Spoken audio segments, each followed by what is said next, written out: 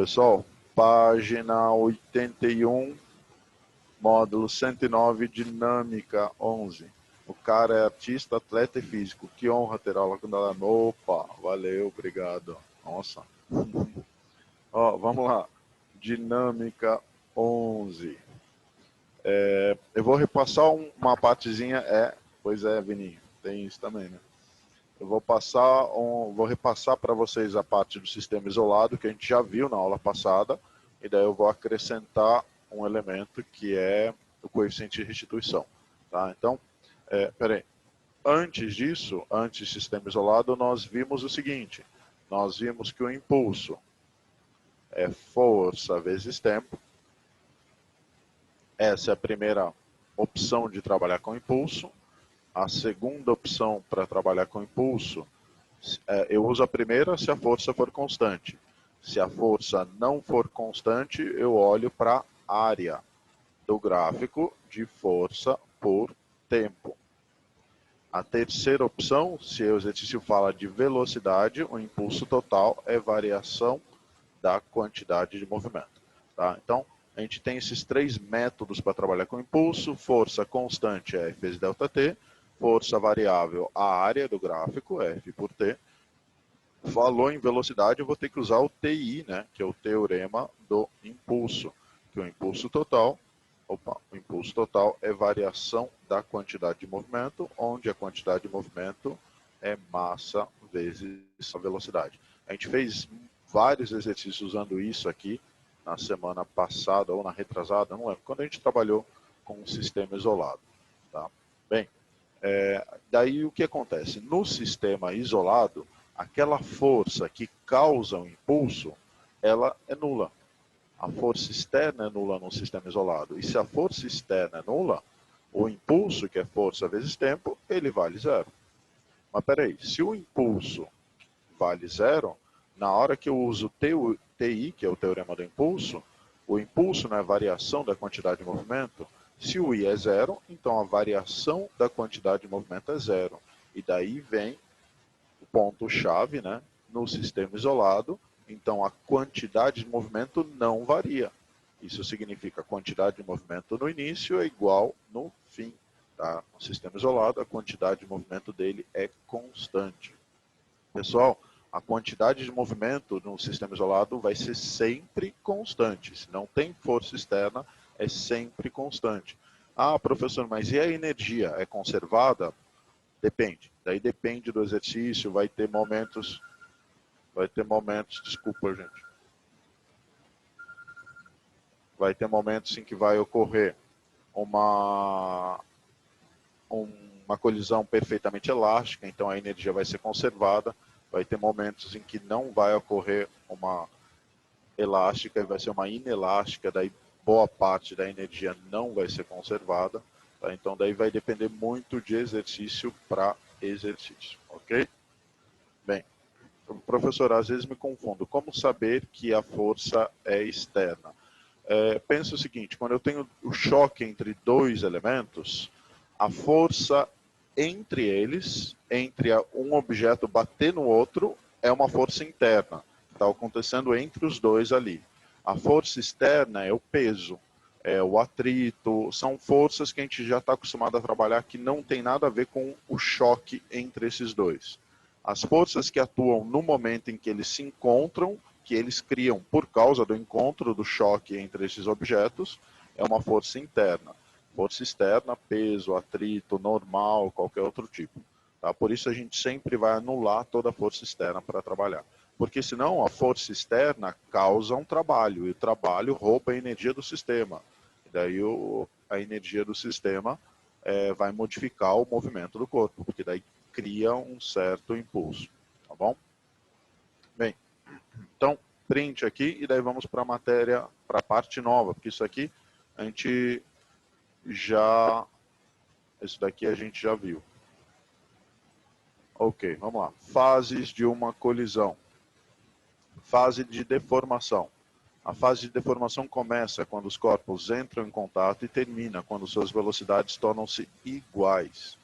Essa é a primeira fase, fase da deformação. Então imagine que eu tenho dois corpos, A e B, eles se encontram e igualam as suas forças. Então, ó, aqui eu tinha o momento em que eles estão chegando, se aproximando, seria a aproximação deles, e daí a fase de deformação ela começa quando eles entram em contato, aqui eles entraram em contato e se igualaram, as velocidades se igualaram, ok?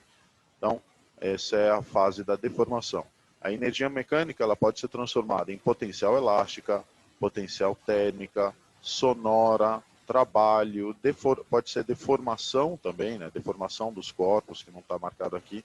Então, é nessa fase de deformação, onde eles se encontram até aqui eles se encontraram, até eles igualarem as velocidades, a energia ela pode ser transformada em todos esses tipos aqui. Tá?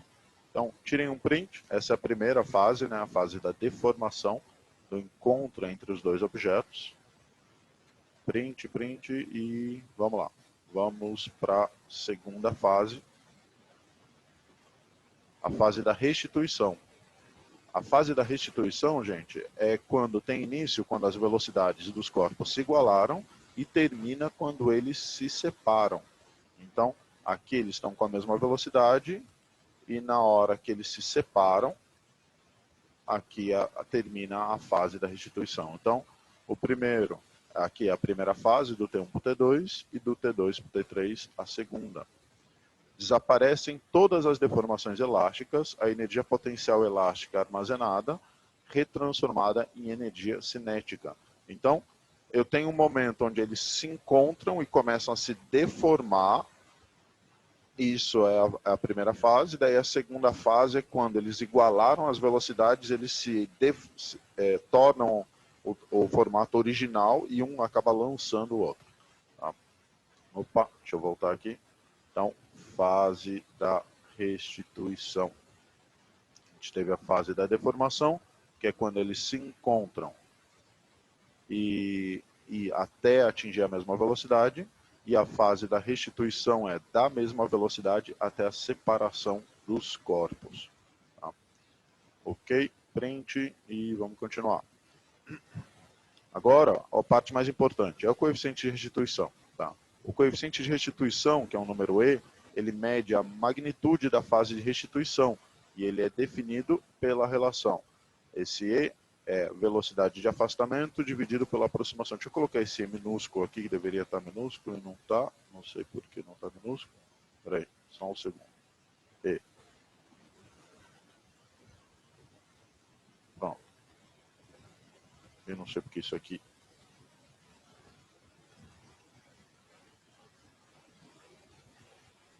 Espera aí, só um segundo, gente. 8. Ah, ok. Tá. Então, ó, o coeficiente de restituição é essa letra E, e ela vai medir o que vai acontecer na restituição, ou seja, no final. Velocidade de afastamento dividido pela velocidade de aproximação. Pessoal, a velocidade de aproximação é a velocidade relativa antes deles se chocarem. Mas é relativa, hein? E a velocidade de afastamento significa depois que eles se chocaram, qual é a velocidade relativa após o choque. Tá bom? Então, é velocidade relativa depois dividido pela velocidade relativa antes. E daí, esse E pode ter valor 0, entre 0 e 1, ou 1. E daí, dependendo do valor dele, vai mostrar para a gente o que vai acontecer com a energia desses corpos.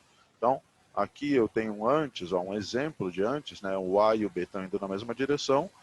Para eles se chocarem, o A tem que estar mais rápido do que o B. E se estão na mesma direção, significa que a gente subtrai um do outro, né? VA menos VB. Então, a velocidade de aproximação antes seria VA menos VB. No final, após o choque, eu vou ter VA' e VB', essa é uma opção, tá? O VA' está para o outro lado, enfim, pode ter o VA' está parado, o A está parado, enfim. E a velocidade de afastamento é a velocidade relativa depois, e nesse meu caso ficaria VA' menos VB'. Na verdade, VB' menos VA' aqui. Deixa eu modificar. Só um segundo.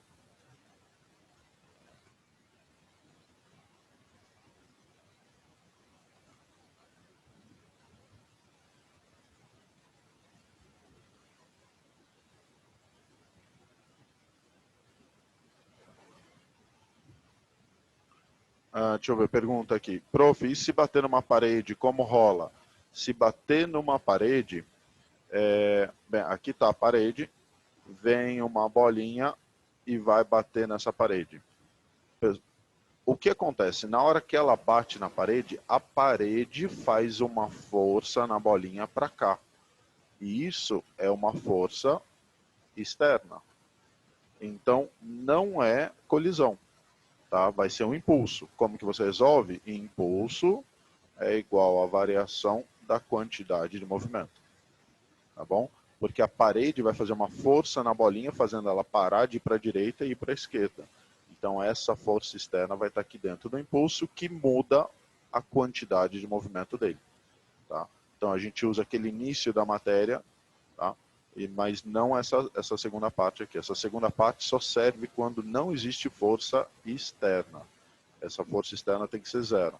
O choque entre esses dois cria uma força interna entre eles. Beleza, não tem problema nenhum. Mas a força externa, esse cara aqui, ó, não pode existir, senão eu não posso usar quantidade de movimento final é igual à quantidade de movimento inicial. Eu não poderia usar esse carinha aqui, tá bom? De nada.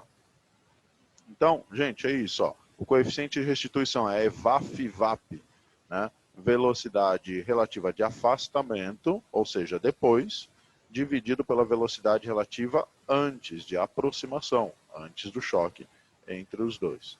Tirem um print. Print e ok. Vamos lá. Os tipos de colisão. A colisão elástica é quando E igual a 1.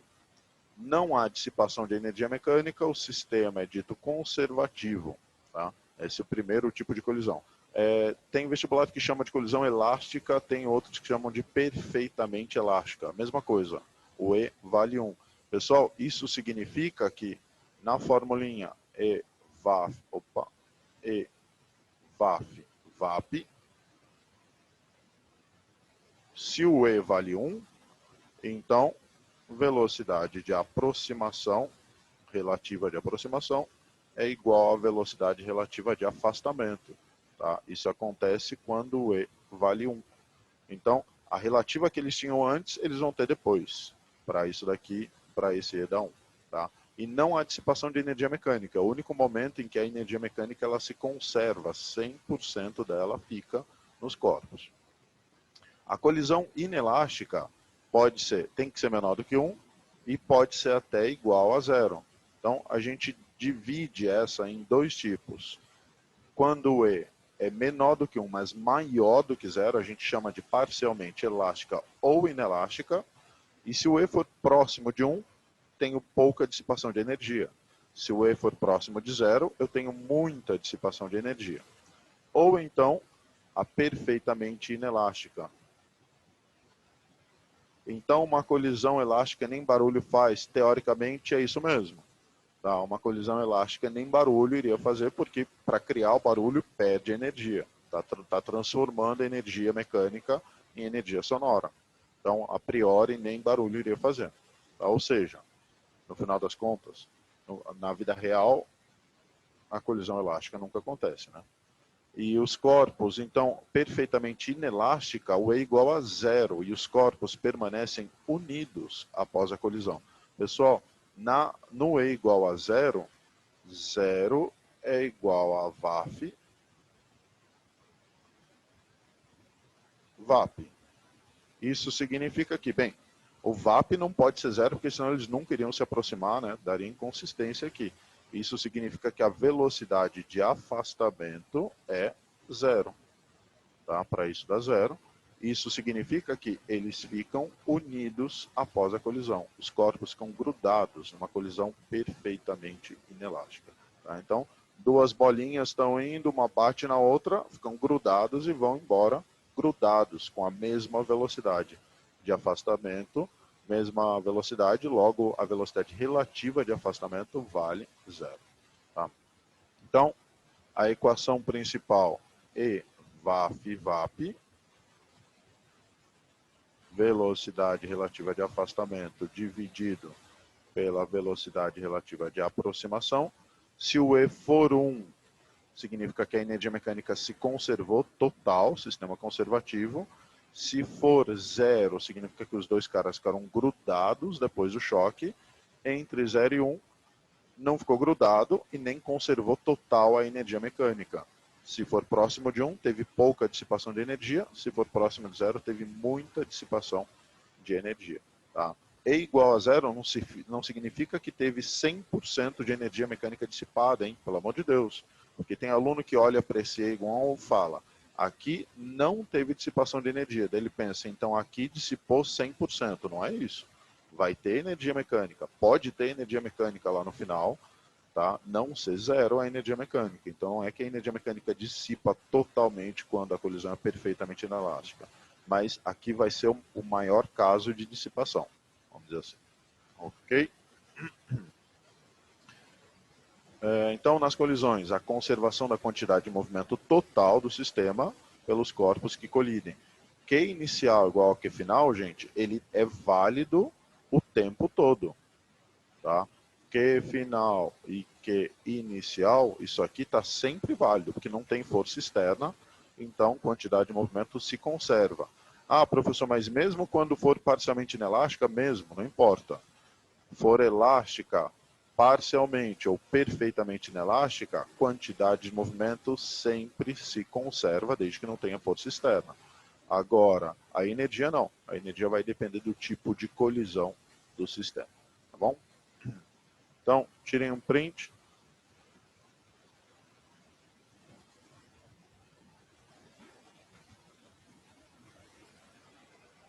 Ok.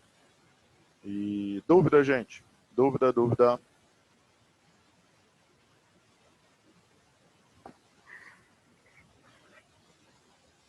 Não? Tranquilo? Ok, beleza. Então vamos lá. Primeiro exercício. A figura abaixo esquematiza o estudo de colisões unidimensionais.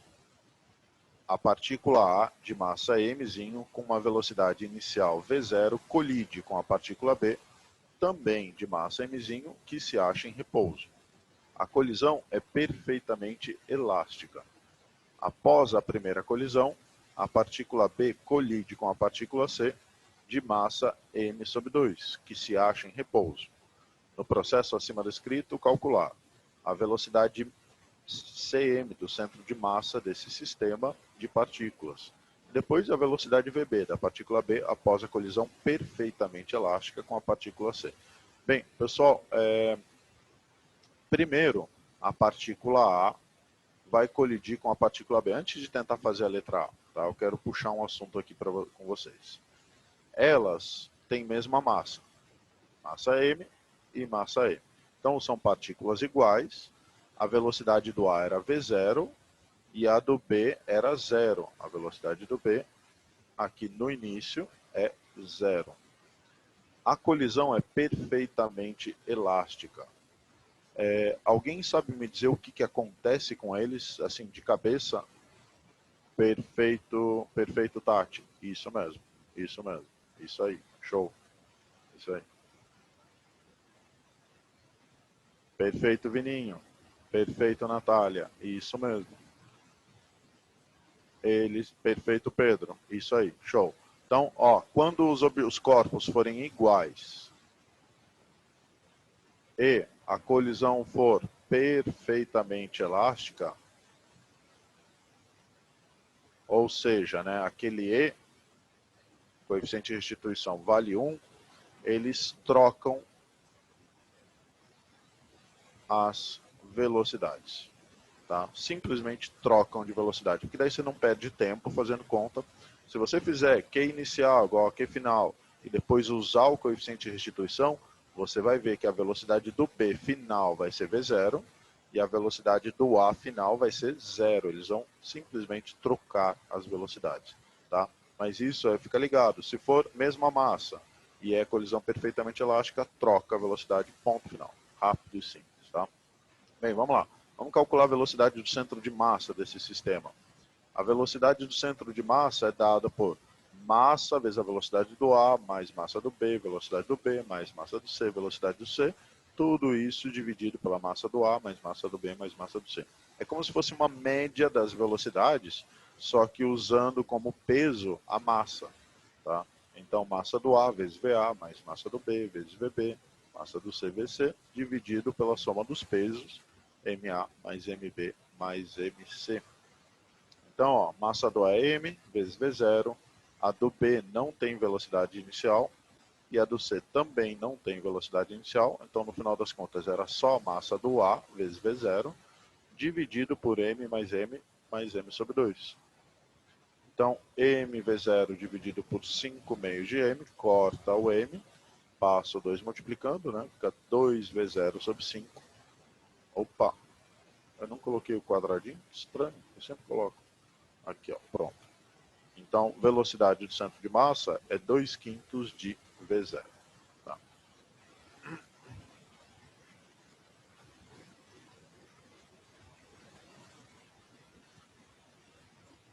Não, nunca tinha visto velocidade de centro de massa entre dois corpos? Então, a velocidade do centro de massa entre os corpos, pensa o seguinte, você pensa na quantidade de movimento, tá?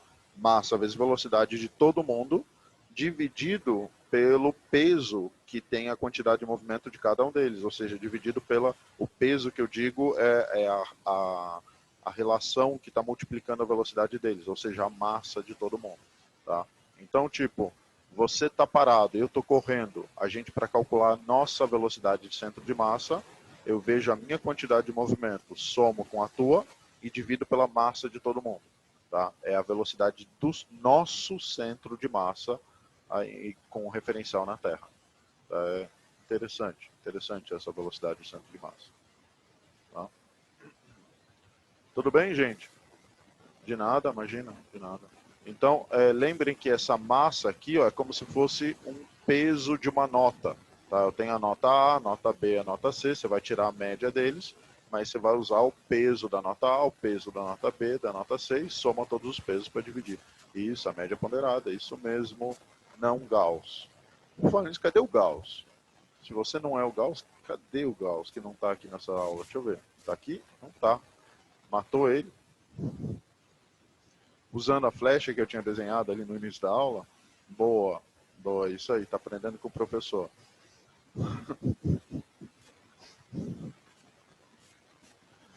O anti-Gauss matou o Gauss. E agora ele vai virar Gauss, né? 3/8 mesmo. Credo, gente, não vamos nem brincar. Parece guerras secretas, é verdade. É isso mesmo. Na semana que vem, o anti-Gauss que matou o Gauss vai vir escrito Gauss, para tentar confundir a gente, vocês vão ver. Ó, então, pessoal, dúvida na letra A, dúvida. Não, tranquilo, de boa? Beleza. Vamos para a letra B, que é a parte de colisão mesmo, né? Vamos lá.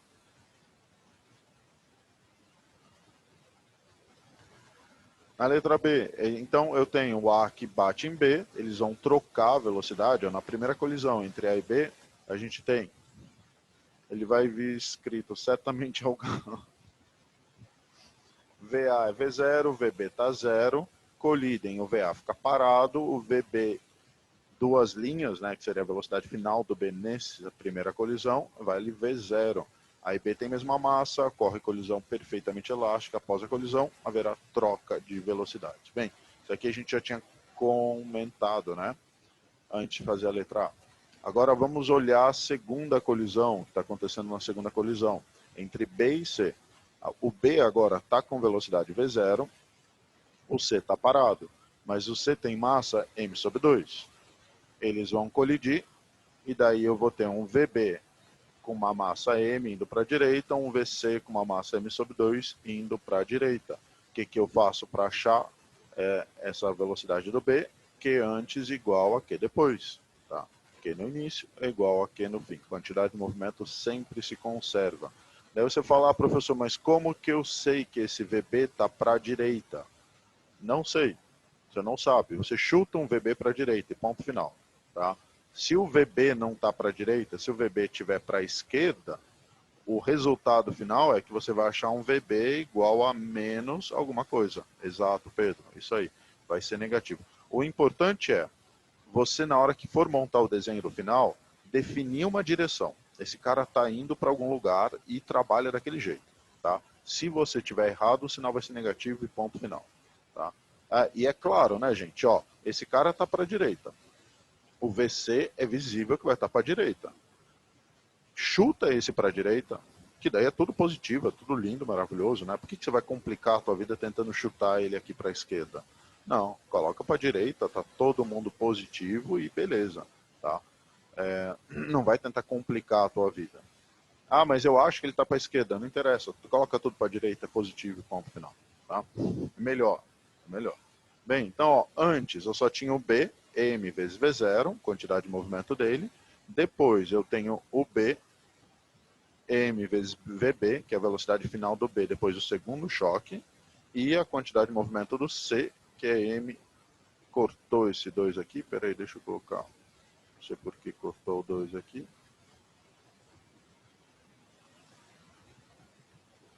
Dois. Pronto, aqui o 2. M sobre 2 vezes VC, quantidade de movimento do C ali no final. Bem, todo mundo tem M, né? Então a gente pode cortar os M's. Fica V0 igual a VB mais VC sobre 2. Vou chamar isso de equação 1. E travei aqui, né, gente? Não tem mais o que fazer. Sempre que você começar a trabalhar com Q inicial igual a Q final e travar, é porque você vai ter que usar EVAF e VAP. Tá? A dica que eu dou para os alunos é sempre, começa com quantidade de movimento. Porque, assim, 80% dos exercícios de colisão você resolve com esse cara aqui. Se não der certo, daí você vem para esse outro aqui, EVAF e VAP, tá bom? Mas normalmente comece com quantidade de movimento. Se travar, você sabe que é a dica que deixa para você entrar no coeficiente de restituição. Então, ó, EVAF, VAP, velocidade de afastamento, VC menos VB, dividido pela aproximação, VB menos VC, no início, né, e o VC no início era 0. Então, vamos lá. 1, que é o coeficiente de restituição, porque a colisão é perfeitamente elástica, VC menos VB sobre V0 menos 0. Então, V0 é VC menos VB. Vou chamar de equação 2. Ótimo, agora eu tenho duas equações, né, com duas incógnitas ali, tirando o VB, que é o que eu quero. Vamos montar um sisteminha aqui e acabou. Tá? Sisteminha. Eu tenho V0 igual a VB mais VC sobre 2 e V0 igual a VC menos VB. Eu quero multiplicar essa daqui de cima por menos 2. Tá? Então eu multipliquei a de cima por menos 2, porque daí vai ficar menos VC aqui. E na hora que eu somo com a de baixo, vai sumir o VC. Tá? Então vai sumir o VC e vai ficar só VB em função de V0. Corta VC com VC, vai dar menos V0 aqui, igual a menos 3VB. Então VB é V0 sobre 3. Alternativa, não tem alternativa. Isso é a segunda fase. Pergunto, gente. E aí? Dúvida, dúvida?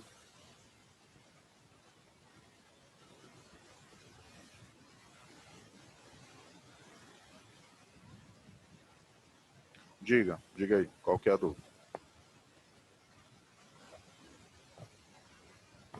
Ó, o exercício ele fala para a gente o seguinte, ó. A velocidade de VB da partícula B após a colisão perfeitamente elástica. Esse perfeitamente elástico ele está falando. O coeficiente de restituição é 1. Tá? Então, quando ele fala que a colisão de B para C é perfeitamente elástica, ele está falando o E vale 1. E esse E vale 1 é igual à velocidade de afastamento dividido pela velocidade de aproximação. Tá? Porque o E é VAF e VAP. Ok? Velocidade de afastamento é velocidade relativa. O afastamento está aqui. Quer ver? Deixa eu colocar com cor diferente. Velocidade de afastamento. Está aqui. Para eles estarem se afastando, o VC está mais rápido do que o VB, né? Senão eles não estariam se afastando. E isso significa que a velocidade relativa aqui, então, vai ser VC menos VB. Aqui, ó. VC menos VB. Tudo bem? A velocidade de aproximação, vou colocar ali com cor diferente, é a velocidade antes deles se chocarem. É a velocidade relativa antes. Então, é a velocidade relativa aqui, ó. Que é, para ter aproximação, o VB tem que ser maior do que o VC, né? Nesse caso, ó, o VC é zero. Então, VB menos VC, velocidade relativa. Se os dois estão na mesma direção, menos. Se os dois estiverem para lá, menos. Se estiverem em sentidos opostos, mais, né? Como velocidade relativa. Então, tanto antes quanto depois os dois estão na mesma direção, e isso significa, eu acho que vocês devem estar vendo assim, né? Ambos estão na mesma direção, então, tanto antes quanto depois vai ser a subtração desses dois. A velocidade relativa é a subtração das velocidades. Tá? Então, ó, aqui eu estou com a cor verde. É isso, que é o VAP, e isso daqui é o VAF, velocidade relativa de afastamento. Tá? E, mais uma vez, eu falei que o E é igual a 1 porque ele falou colisão perfeitamente elástica. Foi? Show. Perfeito. Deixa eu apagar aqui. Questão segunda fase do item, hein? Questão segunda fase do item. Eu acho que a letra A, se duvidar, é até mais difícil do que a letra B. Apesar de você resolver ela mais rápida, mas essa velocidade de centro de massa, às vezes, é meio obscura para alguns alunos.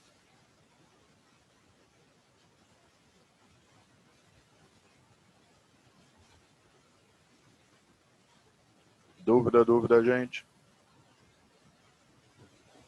Não? Ok. Então vamos lá. Vamos para o próximo exercício.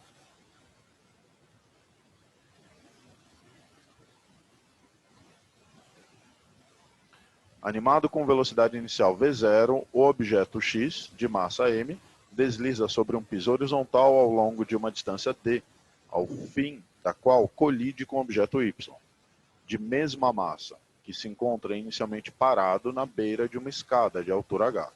Com o choque, o objeto y atinge o solo no ponto P. Chamado de μk, o coeficiente de atrito cinético entre o objeto x e o piso, G, a gravidade local, e desprezando a resistência do ar, assinale a expressão que dá a distância d.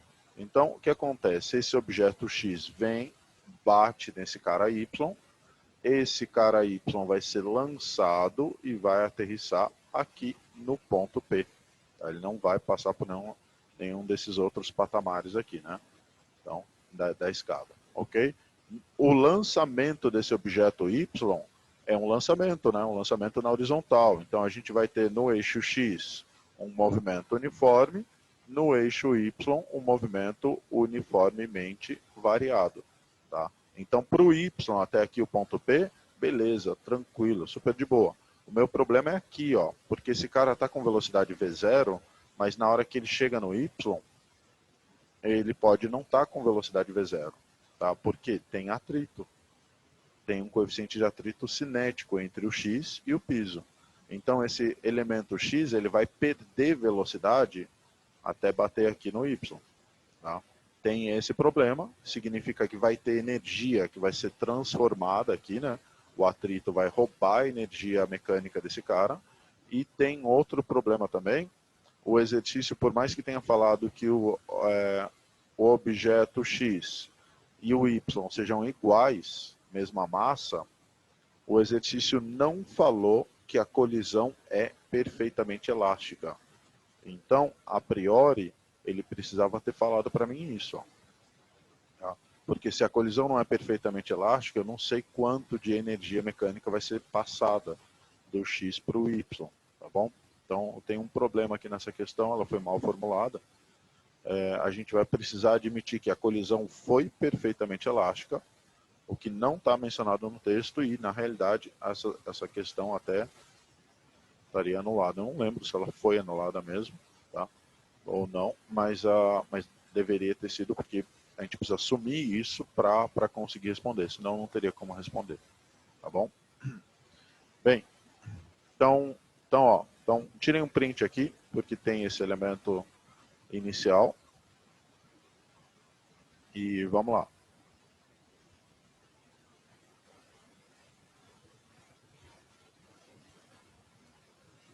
Primeiro, vamos analisar a queda do objeto Y, ou queda na vertical, né? Queda na vertical, ele vai descer essa altura H, vamos usar o sorvetão no eixo Y. No eixo Y é o move, movimento uniformemente variado. Então, o H é igual a G sobre 2, tempo de queda ao quadrado. Tá? A velocidade inicial no eixo Y é zero, porque na hora que o X bate no Y, ele vai sair com velocidade no eixo X. Ele não vai ter velocidade no Y, é lançado horizontalmente. Então, tempo de queda vai ficar raiz de 2h sobre g. Vou guardar esse carinha aqui. Vamos olhar agora a velocidade do Y imediatamente após a colisão. Imediatamente após a colisão, a velocidade do Y é no eixo X. Então, mostra a distância que ele percorre dividido pelo tempo. E essa distância, na verdade, é o S, né? No eixo X é o S. S sobre ΔT, e o ΔT é raiz de 2h sobre g. Então vai ficar raiz de g sobre 2h, né, eu inverti, vezes S. E isso é a velocidade do y no eixo x no momento inicial. Tá? Agora vamos calcular a velocidade de x no instante da colisão. Então, ó, eu não estou olhando para o Vx aqui com V0, eu estou olhando para esse carinha x no momento em que ele for colidir com y. Q antes igual a Q depois. A quantidade de movimento sempre se conserva, né?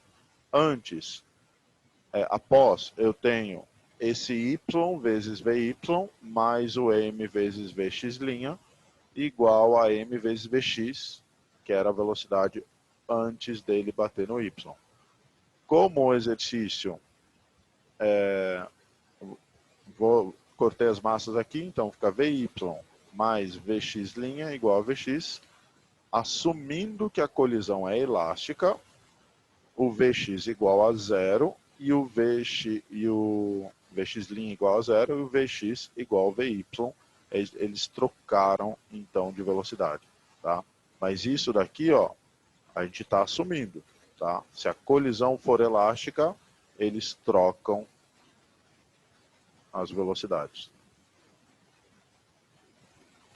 Daí você falar, professor, mas então eu podia já ter marcado isso, já ter começado escrevendo assim, então eu já sei que eles vão trocar a velocidade. Já poderia, se você está assumindo isso, já poderia, tá? Mas eu quis mostrar para vocês até o ponto final e daí depois a gente definir a colisão elástica. Ok. Então, teorema da energia cinética. Trabalho total é igual à variação da energia cinética. Por quê? Porque em todo esse trecho eu tenho atrito. E o atrito vai roubar a energia mecânica. Ele tinha energia cinética aqui. E esse bloquinho X vai ter uma energia cinética final aqui menor do que a que ele tinha, né? Então, vamos descobrir quanto vale essa variação da energia cinética. Ó, trabalho do atrito é o atrito, né, que é μmg, vezes a distância, negativo, porque o trabalho do atrito é sempre cosseno de 180, ou seja, sempre menos 1. É igual à energia cinética final dele, menos a energia cinética inicial. Essa energia cinética final é antes do choque, hein? Antes dele colidir com esse carinha Y aqui.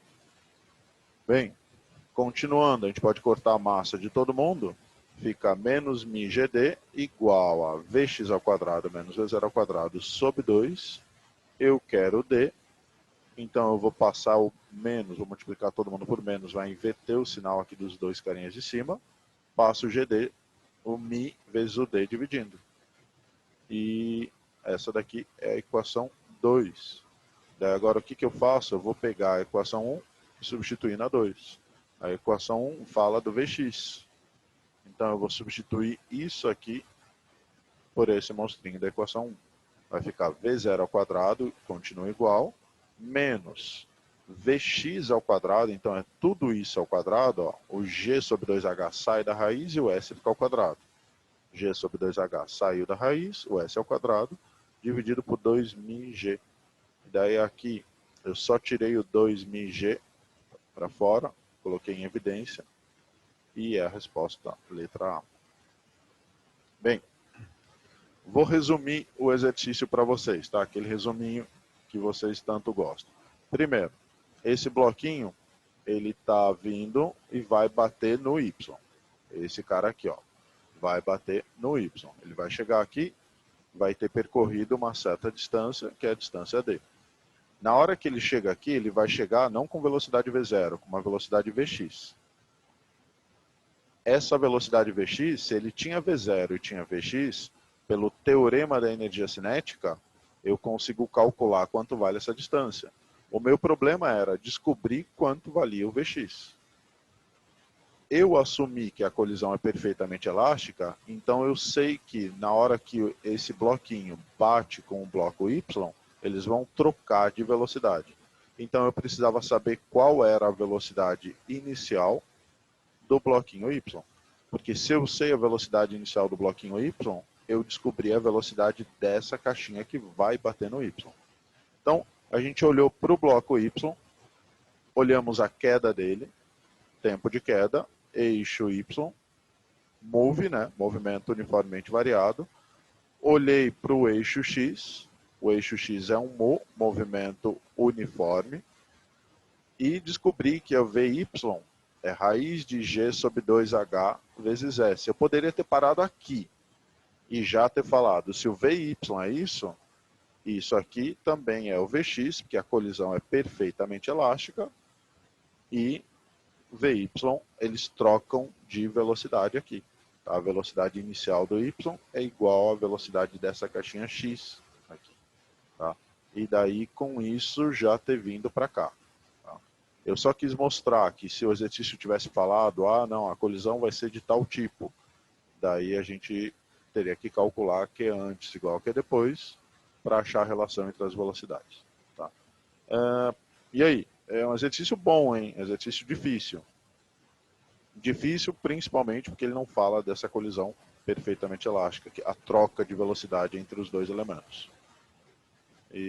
Mas daí eu pergunto, dúvida? Dúvida, dúvida?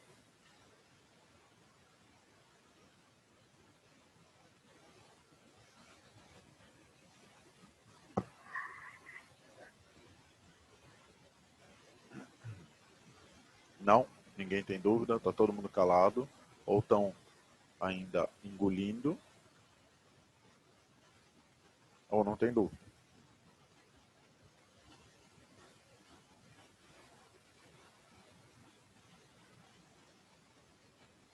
Ok, beleza. Ninguém tem dúvida. Então tá. Então vamos para esse é o exercício 2? Vamos para o exercício número 3. Então print todo mundo, vamos para o 3.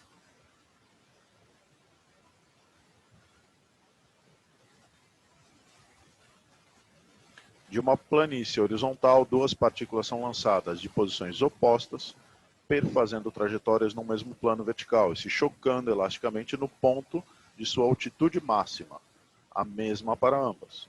A primeira partícula é lançada a 30 graus e aterrissa a 90. Também em relação ao solo, a uma distância L de seu lançamento, a segunda é lançada a 60 graus em relação ao solo. Desprezando-se a resistência do ar, determine, na letra A relação entre as massas das partículas, a distância entre os pontos de lançamento, e letra C, a distância horizontal percorrida pela segunda partícula. Bem, pessoal, se as duas partículas A e B elas atingem a mesma altura, então as velocidades iniciais terão a mesma componente vertical, né? Porque se eles foram lançados ao mesmo tempo e chegaram à mesma altura máxima, com o mesmo intervalo de tempo, isso significa que a componente vertical dos dois era o mesmo. Então, o V0 no Y do item A é o V0 do Y do item B. Mas o primeiro item foi lançado a 30 graus. com relação à horizontal. O segundo foi lançado a 60 graus. Então, V do A, seno de 30, é igual a V do B, seno de 60, que são as componentes verticais, tanto do A quanto do B. Bem, seno de 30 é meio, seno de 60 é raiz de 3 sobre 2, corta 2 com 2, aí dá que VA é raiz de 3VB. Vamos guardar essa informação. A relação entre as velocidades horizontais iniciais de A e B é dada por... Então, Vx do A vai ser VA cosseno de 30, ou seja, VA raiz de 3 sobre 2. Vx do B vai ser VB cosseno de 60, então vai ser VB vezes meio. E se eu divido um pelo outro, Vxa sobre Vxb, vai ficar VA raiz de 3 sobre VB, né? Porque esse dividido por 2 desaparece. Mas espera aí, VA não é raiz de 3 VB, então eu posso trocar o VA por raiz de 3 VB, corta VB com VB, fica raiz de 3 vezes raiz de 3, ou seja, Vxa igual a 3 vezes Vxb. Então, a velocidade do A é raiz de 3, velocidade do B, e a horizontal do A é 3 vezes a horizontal do B. Por que isso é importante, gente? Se o exercício falou que a partícula A aterrissa a 90 graus, é porque após a colisão, sua velocidade horizontal é nula. Então, antes eu tinha um A com Vxa e um B com Vxb. Depois, eu tenho um A com uma velocidade zero, que só vai fazer isso, ó, vai começar a cair na vertical e vai atingir o solo a 90 graus, vai aterrissar a 90 graus, e o B vai ter toda a velocidade, né? Toda a quantidade de movimento vai ser passado para o B. Então, eu tenho movimento do A e do B no início, o A está parado no fim, e o B tem movimento. Então, quantidade de movimento se conserva, Q antes igual a Q depois, ou a gente pode escrever VVAF e VVAP. Velocidade de afastamento igual a velocidade de aproximação. VB' igual a 4VXB. Bem, a velocidade inicial dele, do A, não era 3 vezes a do B, então isso daqui é 3 vezes a do B, mais a do B dá 4 vezes a do B. Isso é a velocidade final. Tá? Velocidade de afastamento. Conservação da quantidade de movimento, que eu falei para vocês, que é antes igual a que é depois. MA vezes VA', mais MB vezes VB' igual a só o B, né, que está em movimento, MA VXA' menos MB vezes VXB'. Mas, aqui a gente pode trocar e pode fazer o seguinte, MA vezes VA', VA' é 4VXB'. Igual a 3 vezes Vxb, né, que o Vxa é 3 vezes Vxb, e daí vai ficar MB vezes 4 Vxb igual a MA vezes 3 Vxb menos MB vezes XB. Isso daqui a gente pode cortar o XB de todo mundo, esqueci de cortar. Corta, corta, corta. Então fica 4MB igual a 3MA menos MB, ou seja, 5MB igual a 3MA. MA é 5 terços de MB. Ele está pedindo a relação entre as massas. Então, MA 5 terços de MB. Pergunto, gente. Dúvida, dúvida?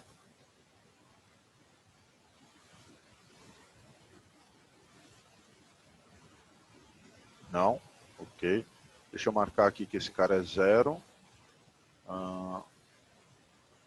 Aqui, ó. Isso daqui é 0, né? Porque a velocidade final do A é 0. Então ficou só massa do B vezes VB', e o VB' é 4VXB.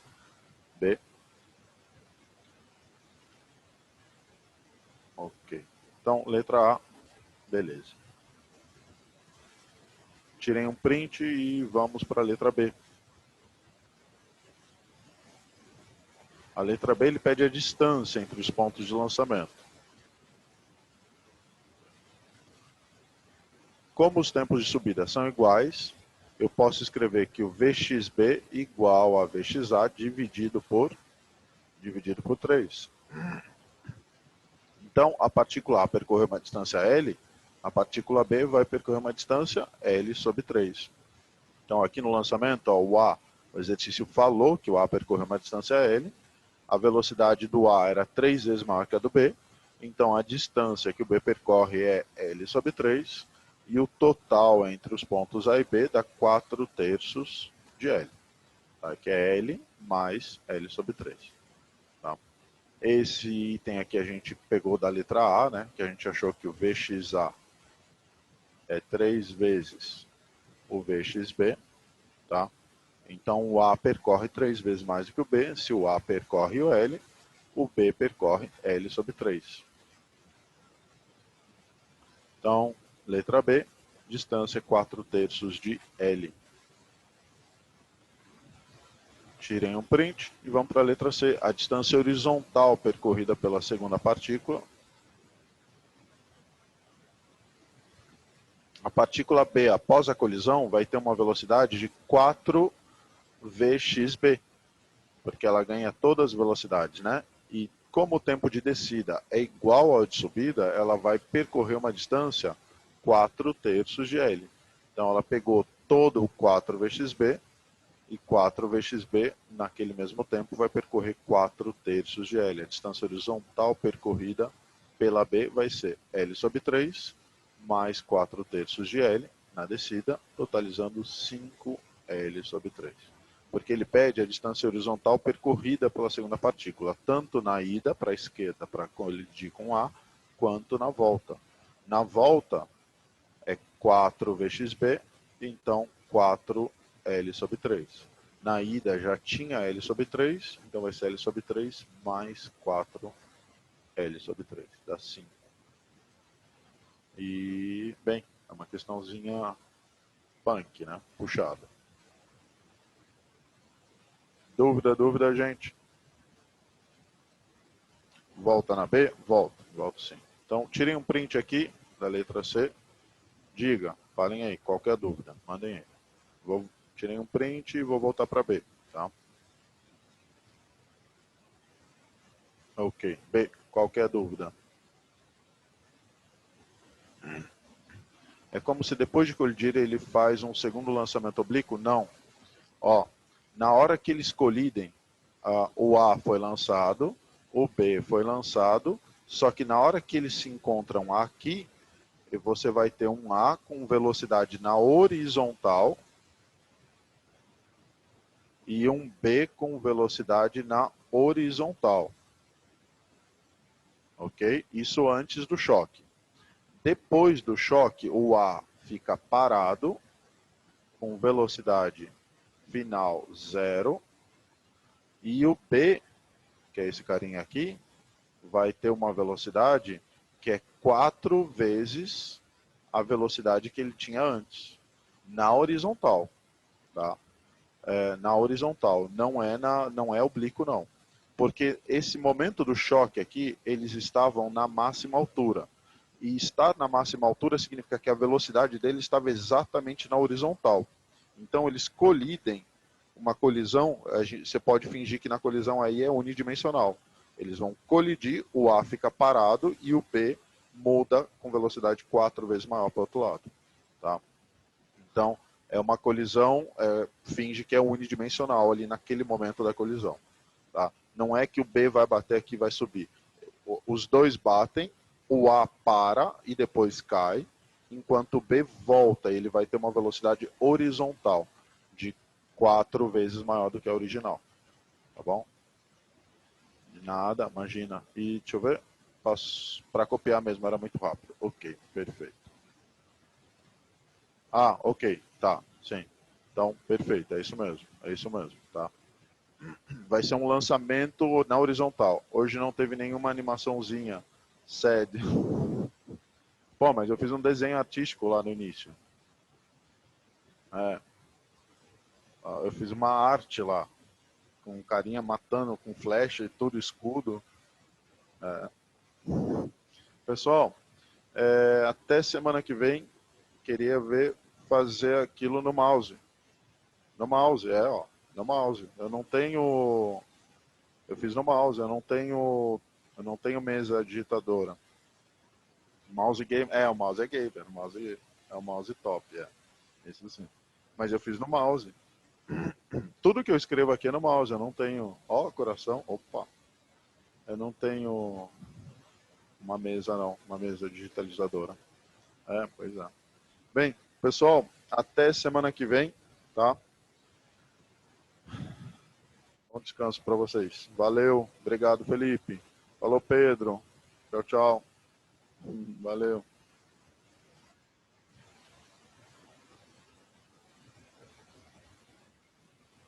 Falou, Tigre. Mike. Ah, o tigre do Mike é a foto. Entendi. Tchau, gente. Tchau, tchau.